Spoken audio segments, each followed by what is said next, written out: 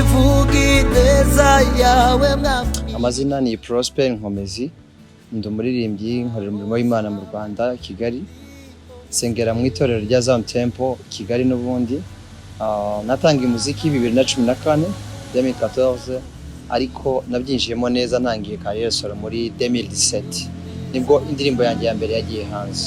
Album ebyiri, ya mbere yariho indirimbo 8, ya kabiri iriho indirimbo 10. Ya mbere nayise sinzahwema, ya kabiri yitwa nzakingura, yasohotse muri December 2021.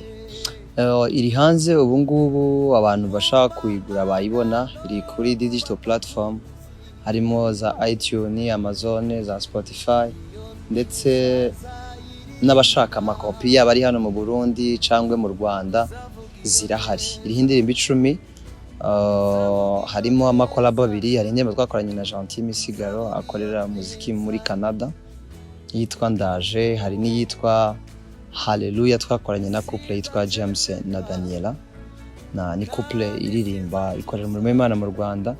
Ntirasohoka ariko mu kwa kabiri tuzayishira hanze, byose audio na video. Mu mahanga no mu batakuzi, iyo neza nzayivuga.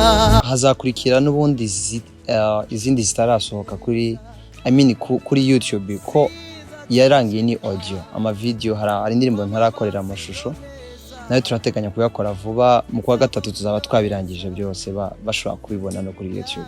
Izabaho, turimo turabiteganya, hari no gutangura gukora kuri album ya gatatu. Byose n'ibikorwa dufite muri uyu mwaka wa 2022. Ahubwo tubaho kubera gospel.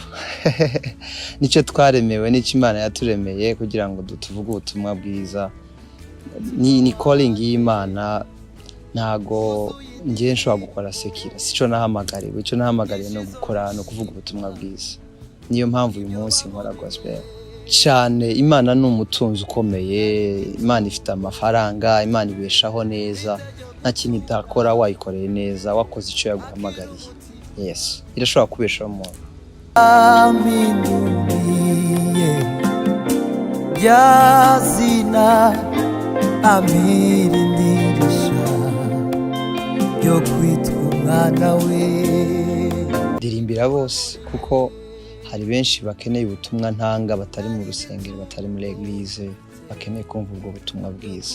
Mbere ya ministry nkora nkanjye Prosper, mfite itorero kandi niryo riri hejuru yanjye, ko ni byiza gukorana n'itorero, ko ufite umushumba gushumbye. Gukorana nabyo ni iby'agaciro gakomeye, ko n'ababyeyi bacu baraturera, baratwigisha.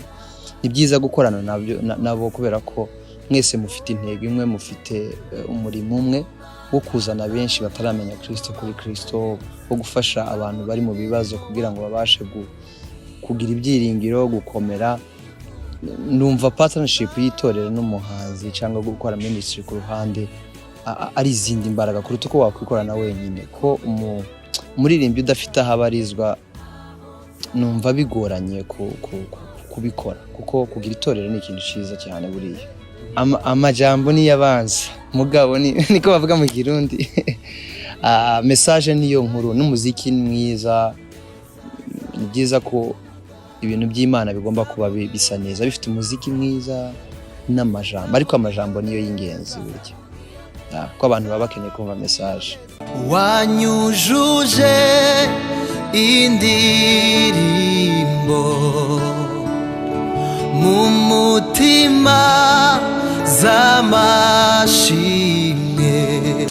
Ni album yanjye ya gatatu nk'uko nabivuze, ntangira gukoraho uyu mwaka n'ibitaramo. Urumva hano nasuraga amatorero, ariko nzagaruka kuhakora igitaramo cyanjye, sindamenya igihe neza, ariko nabyo ndabiteganya muri gahunda mfite, ndetse atari na hano n'ahandi mu bindi bihugu. Ibiryo bya hano ni byiza, harashushe, ntago nkunda ubukonje cyane, ni heza cyane, narahakunze n'ibiryo byaho.